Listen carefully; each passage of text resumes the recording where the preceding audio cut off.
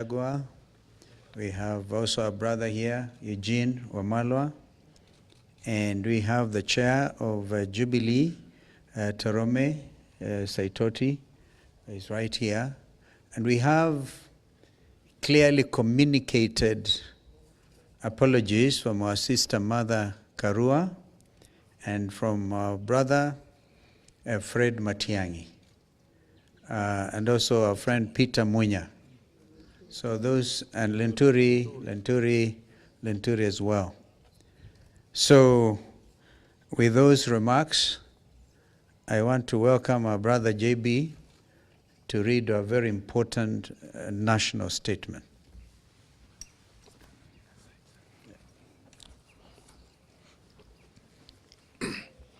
Hi, cousins.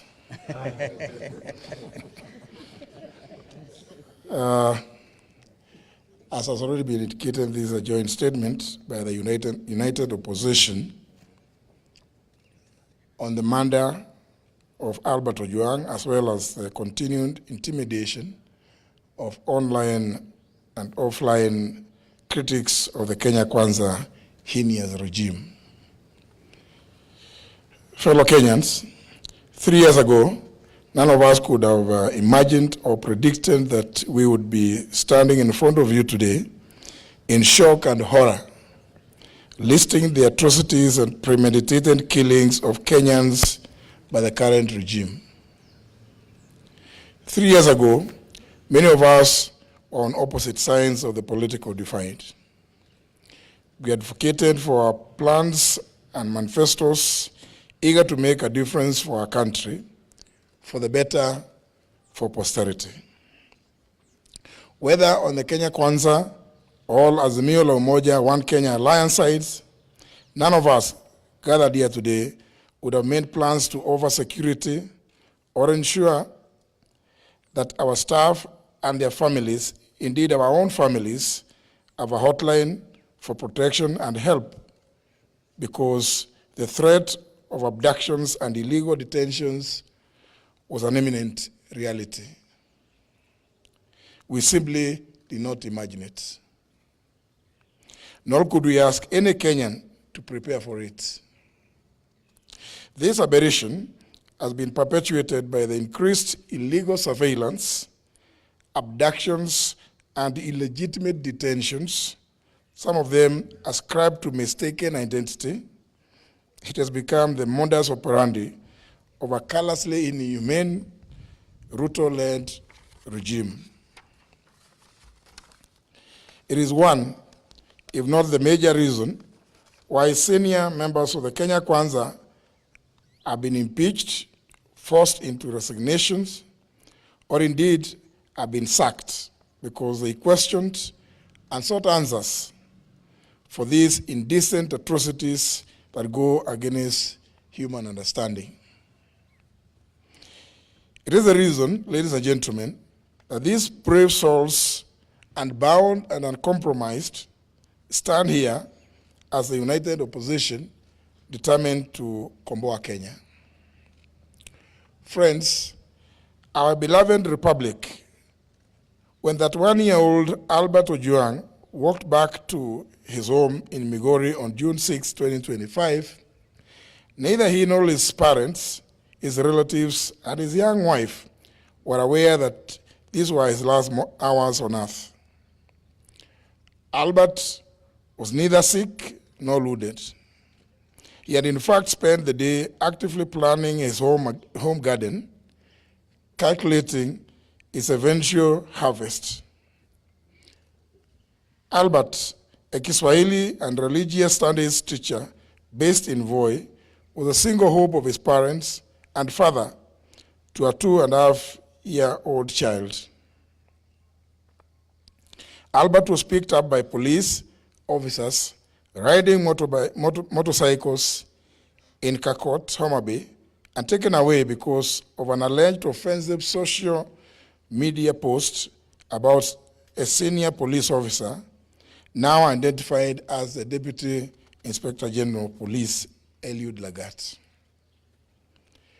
32 hours later, after the police who arrested Albert assured his parents that he was well and only needed a heavy overcoat because Nairobi was cold, Albert was dead.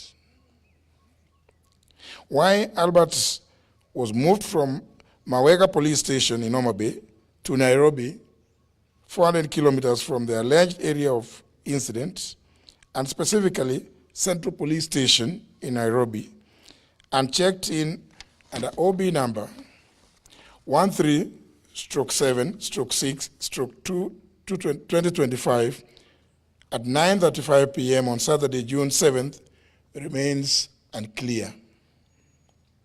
There are 26 hours that remain unaccounted for between Homa Bay and Nairobi.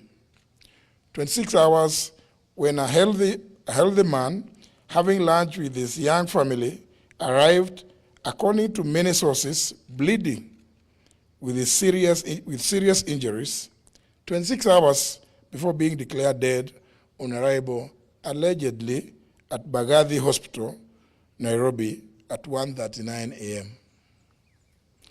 Today, ladies and gentlemen, this is no ordinary gathering. Albert's family has questions. We too have questions. Kenyans have questions. And indeed, the international community has questions. We all demand answers to the following. 1, the Criminal Procedure Code, Chapter 75 of the Laws of Kenya, has clear procedures on arrests relating to cognizable offenses. There should have been a formal complaint and an arrest warrant. Kenyans want to know if there was a formal complaint by the Deputy Inspector General of Police Eliud Lagat, and if so, at what police station? Which date and time was this complaint recorded? Was it the OB entry number of the said was there an OB entry number for the said complaint? Number 2, we demand to know why Albert was moved from Mawego Police Station, Homa Bay, to Nairobi, and specifically Central Police Station, and which officers accompanied him by name and rank. Central Police Station, Nairobi area, has CCTV coverage. Number 3, we demand to know where the footage showing Albert being brought in and leaving the station is, and whether it's been provided to the family lawyers. If there is no footage, we demand to know who ordered for the cameras to be switched off. When Albert was picked up in Homa Bay, he had no physical injuries. Indeed, he was having lunch with his wife. We demand to know who inflicted the grievous and extensive injuries on his body. Number 5, it's been reported that Albert was in solitary confinement at Central Police Station. Why was Albert considered a high-risk criminal to be confined in solitary? If he was not in solitary confinement, as alleged, who are his cellmates and how many were they? We therefore demand to know that demand to be shown the cell register to show whether he was with other inmates or he was in solitary confinement. Number 6, yesterday, June 10th, 2025, we've read and heard that the Director of Public Prosecutions, the DPP, directed the Independent Policing Oversight Authority, IPOA, to expedite investigations on circumstances surrounding the death of Albert and report within 7 days. This is a cover-up and a diversionary tactic to delay this matter. The mandate of the DPP under the Constitution of Kenya is to direct the National Police Service and the Directorate of Criminal Investigations in writing to do investigations, not to direct the IPOA. The postmortem on Albert is clear, and all Kenyans have formed this opinion. He was murdered.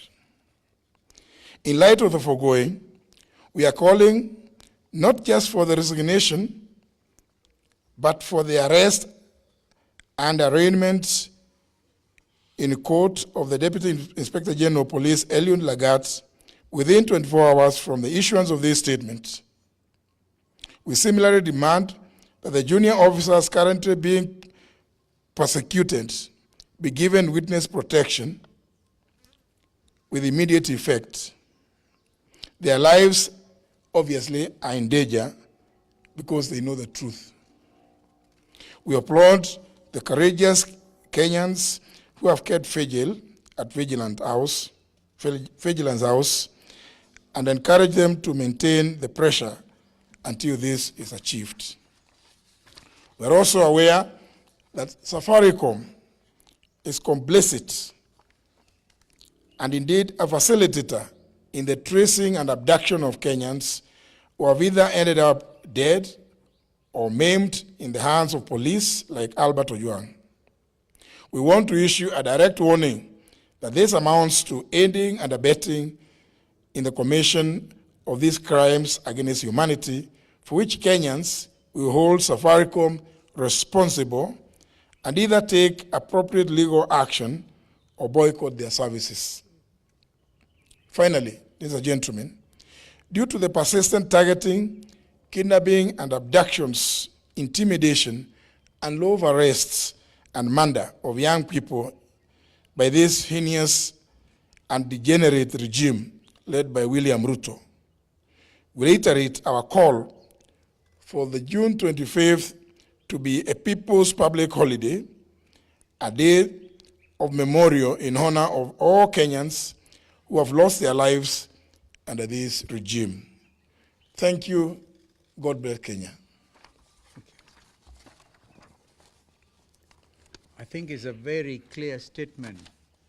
I don't know whether anybody in here, because I think something so serious needs to be digested as it is. Yes.